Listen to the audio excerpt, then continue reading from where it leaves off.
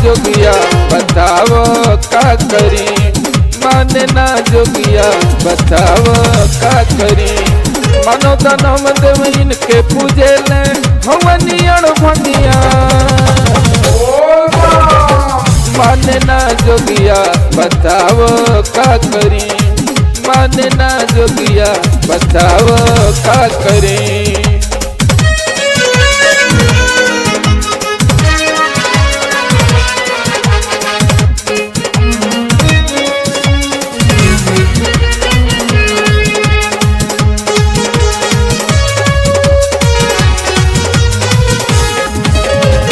खोआ परिन काय आवे न मजा, मंगले हमरा से चिलम गजा।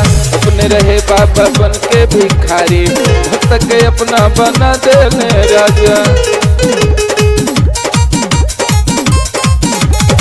खोआ परिन काय आवे न मजा, मंगले हमरा से चिलम गजा।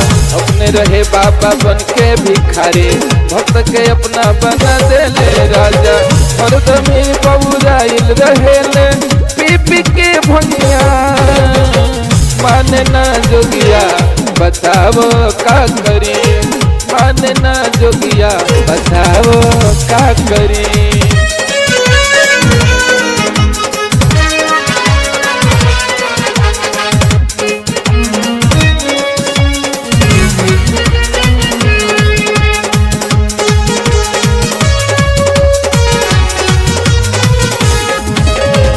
सागर मंथन के विष पी गईले, पीके उहे नीलकंठ कहिले। नील दशानन इनके मनाई, थोड़ी कैलाश झारखंड में अइले। सागर मंथन के विष पी गईले, पीके उहे नीलकंठ कहिले। नील दशानन इनके मनाई, थोड़ी कैलाश झारखंड में अइले। त्रिपुरारी शिव ढड़दानी जाने सब दुनिया, माने ना जोगिया बताओ का करी, माने ना जोगिया बताओ का करी।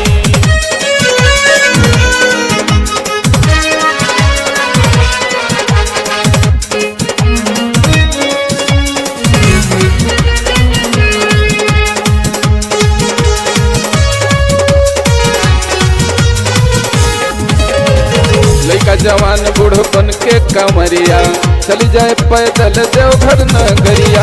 भोलानाथ सबके मनसा पुरावे, जे भी इनके जाए दुवरिया।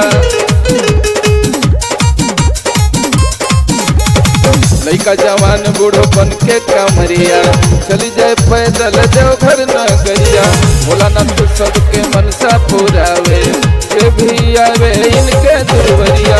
बाबा मनोज सिर अपन नवा के करले हाथ जोड़िया, माने ना जोगिया बताओ का करी, माने ना जोगिया बताओ का करी।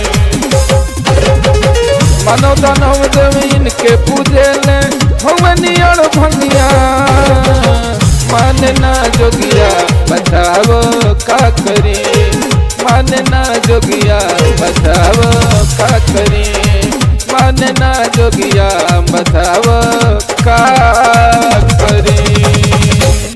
Recording by Ishu Raja studio. Mobile number 99 348 64 461।